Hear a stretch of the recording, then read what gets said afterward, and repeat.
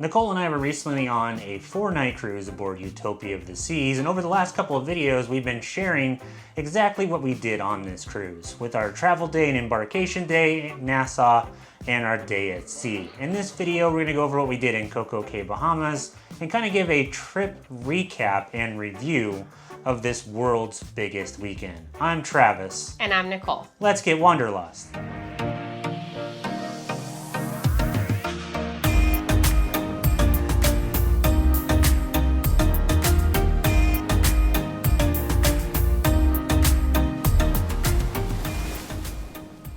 As I said in the intro, we're going to talk about what we did in Coco Cay and then give a trip recap and review of this 4-night cruise aboard Utopia of the Seas. But first I wanted to talk about something that we forgot to talk about in our last video. If you didn't know, on Oasis-Class ships and some of the other ships within the fleet, Royal Caribbean actually does a daytime parade in the Royal Promenade area where they parade out like different characters and stuff. On most ships, it's the Anchors Away parade, which is getting kind of overdone in our opinion. We saw it on a bunch of different ships. But luckily, with Utopia of the Seas, they released a brand new parade. It's not on any other ship, and it's the Effectors Parade. If you didn't know what the Effectors are, it's a superhero group similar to the Avengers that Royal Caribbean created for a couple different stage shows, and now they've come out and decided to do a parade with them on Utopia. In terms of this parade, it's actually pretty good. I actually like it way better than the Anchors Away parade. It's still not quite as good as the old DreamWorks parade that they used to have on Oasis and a couple other ships, where they would bring out characters like Kung Fu Panda, the Penguins of Madagascar, and other DreamWorks characters like Shrek. But it's still really good, and it's a nice change up from having the same parade on a bunch of different ships. Also, there was two other kind of events that we didn't talk about as well. One being laser tag, so you can actually play laser tag in Studio B on Utopia of the Seas. They cover up the ice skating rink, and I think it's for the Battle of Planet Z, and you get to basically shoot your friends and family with lasers and have some fun with that, which is really cool. It actually looks excellent. And then the other thing is Royal Bling. Royal Caribbean has their own line of jewelry sold in the Effie store on the Royal Promenade. And it's actually like the Royal Caribbean Crown and Anchor logos and stuff that are blinged out, which I guess could be pretty cool. I know I wouldn't tell anybody if I won the lottery, but there would definitely be signs, because I would definitely have some of this Royal Bling merchandise. Maybe. And now to talk about Coco Cay. We were docked at Coco Cay this trip with Harmony of the Seas, so another large Oasis-Class ship. It is hard to say exactly how busy the island would normally be with two very large ships docked at the same time, because as the theme of this entire video has been, and how it kind of goes when you cruise during the summer in Florida, it was pretty bad weather, so the Oasis Lagoon was closed a good majority of the time that we were on the island, and there was actually a couple times where they had everyone get out of the ocean as well, just due to lightning in the area. So it's hard to really say exactly how busy those pools and beaches would have been if they were opened, because I do think a lot of people probably stayed on the ship or headed back towards the ship once they started closing things down, just because otherwise you're just waiting for those pools to open back up. We did spend some time on the island. We just kind of walked around, checked things out, got a drink at the Oasis pool bar, and then hit up the snack shack as per usual for some mozzarella sticks. And then we went over to the buffet on the island. Always good to get a Cuban sandwich and a brownie. That is my go-to. Travis got like a tri-tip sandwich, just some little, snack barbecue chicken, things like that. Overall, the food on the island is usually always the same, but it is really good, so that's okay. Well, we were exploring Coco Cay when we couldn't go into any of the pools or the ocean or any of the normal stuff you would do on the island. Water park was closed, the balloon was closed. We decided to walk over to the newer area of Hideaway Beach. And if you didn't know, Royal Caribbean recently built a new adult-only section of Coco Cay called Hideaway Beach, and it requires a admission fee or an excursion payment of usually $69. We didn't pay that, but we wanted to walk the walkway over there and kind of check it out. I think on our next cruise when we go to Coco Cay, we're probably going to do the Hideaway Beach. It looks really cool, even from the outside looking in. I definitely kind of want to try it now. So maybe check out Hideaway Beach in one of our future videos on our next cruise. After walking around and not being able to go into any of the pools in the ocean, it's really weird to see the Oasis Lagoon completely empty, we decided to head back to the ship.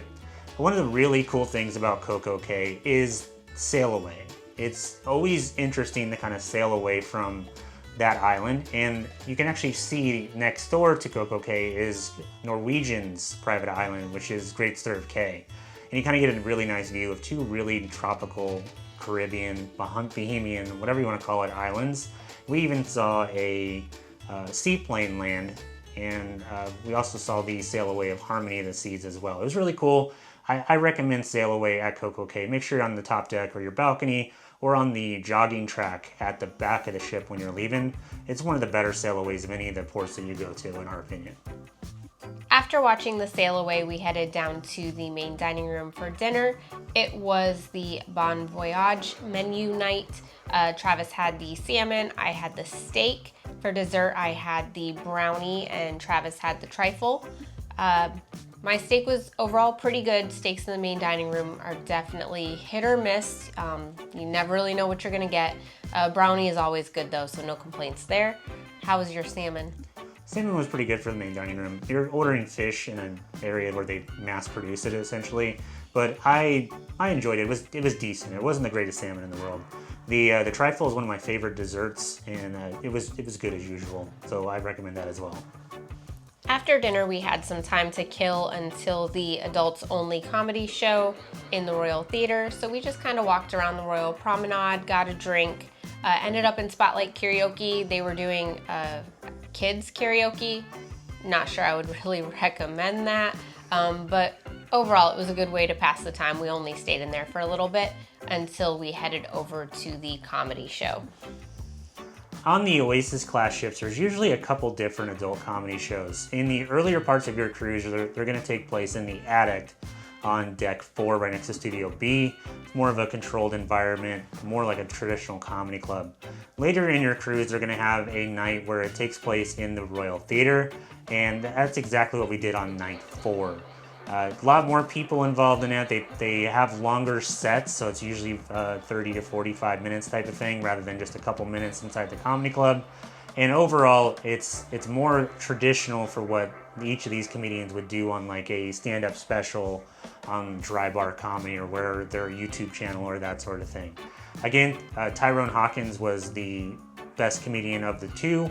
He really stole the show and made a ton of people laugh inside the Royal Theater. It was really good. Make sure you check out both shows because the comedians usually do different skits or whatever you want to call them at the bigger show in the Royal Theater than they do in the attic. Both shows are worth checking out.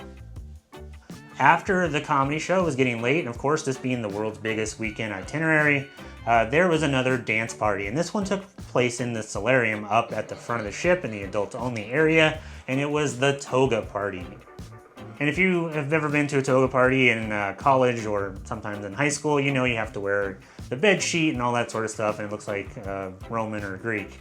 At this one, people were bringing their bed sheets from their rooms, but Royal Caribbean also had basically togas for rent, where you swiped your SeaPass card and they would hand you one, very similar to when you're taking a towel off the ship into an excursion at a port. Obviously, you bring back the toga that they give you, and they don't charge you. But Toga Party was kind of interesting and different for most of the ships that we've been on. I don't know if it's exclusive to Utopia, but it's another one of those parties that really celebrates the world's biggest weekend idea of Utopia the Seas. And that was the last night of our cruise. So the next morning we woke up at 8 a.m., which usually you would think might be early enough, but Utopia of the Seas is not playing around when it comes to getting you off the ship that day. So the Windjammer breakfast was already getting ready to close, so we did miss breakfast. We headed down to the Royal Promenade to get a coffee, and we just got some little donuts just for something to eat really quick before we got off the ship. and they were loading everybody off. So it was not an option to stay and hang around. You were getting off. Debarking was super quick, super easy.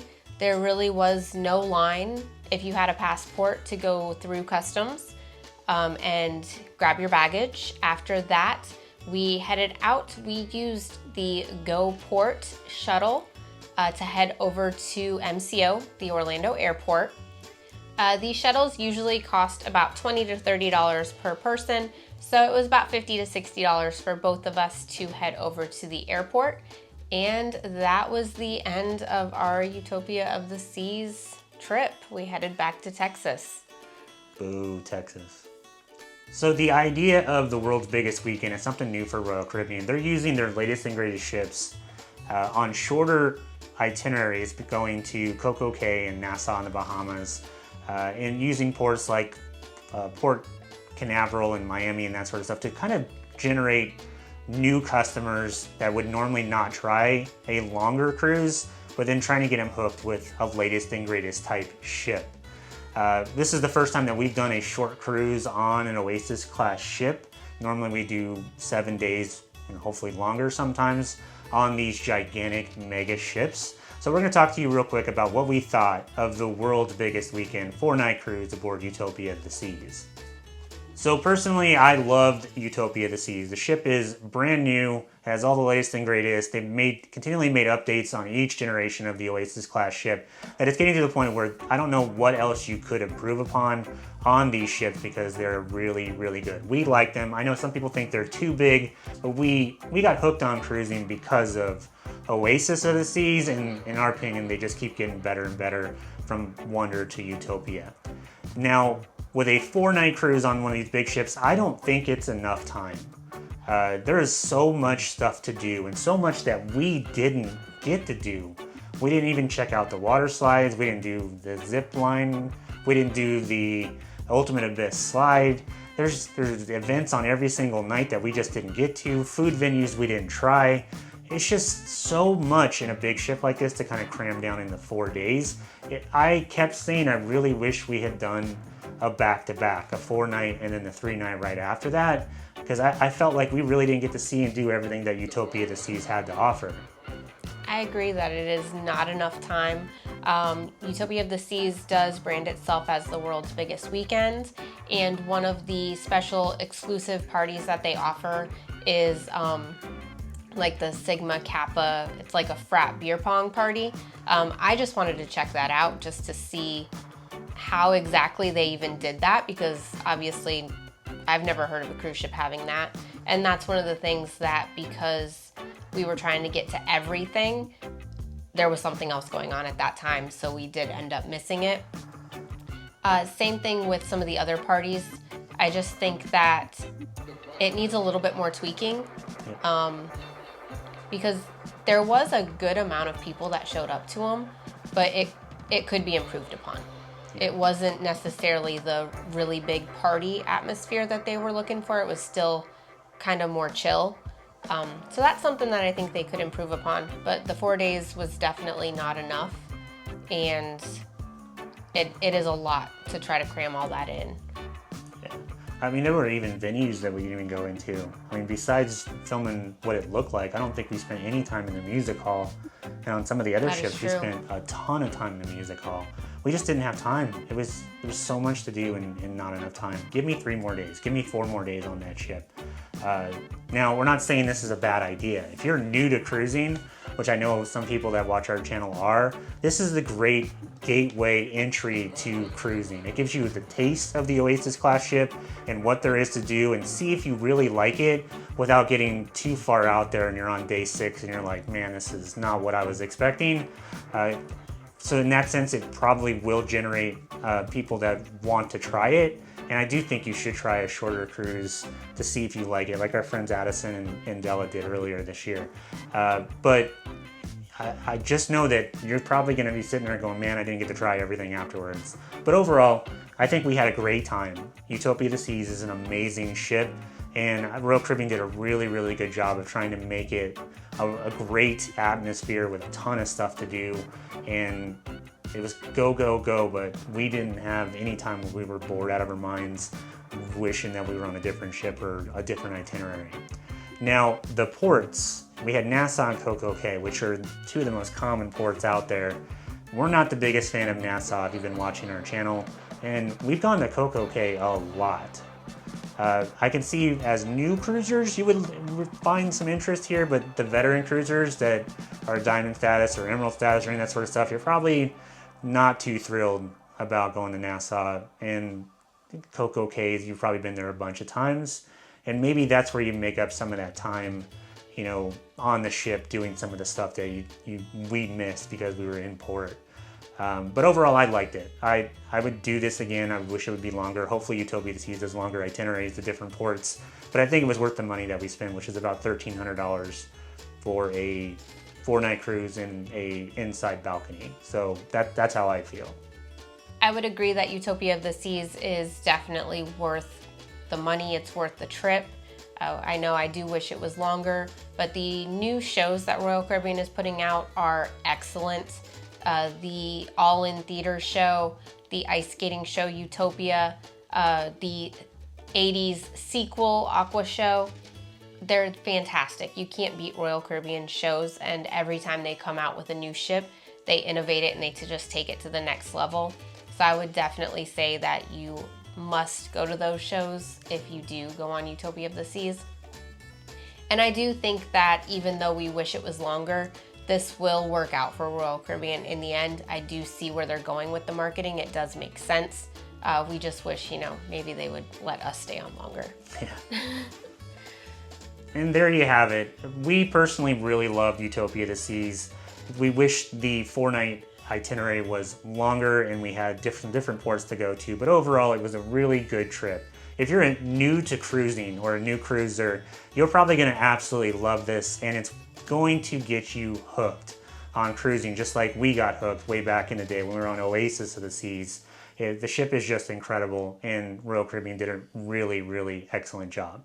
So if you have any other questions about Utopia of the Seas or this 4-night cruise, please make sure you leave them in the comments section below. We are going to do a Utopia of the Seas ship rating and ship ranking in our next video, so make sure you stick around for that. If you want to support the channel, make sure you like this video and hit subscribe. It helps us out way more than you realize. And if you need us, we'll be up in the Windjammer eating way too much food. I'm Travis. And I'm Nicole. Thanks so much for watching.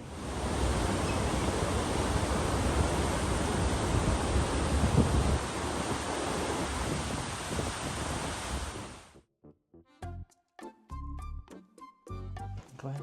Huh? Do the intro. I don't do the intro. Why not? It's just not how it goes. I have to do it every time. Yeah. I'm Nicole.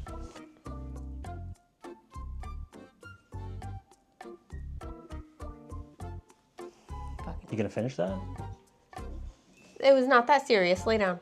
All right, go get Miles. We gotta get Miles in the video. We're really getting Miles again. Get Miles, Mike. Miles, we need to ask you some questions. Miles, what's your favorite thing about cruising?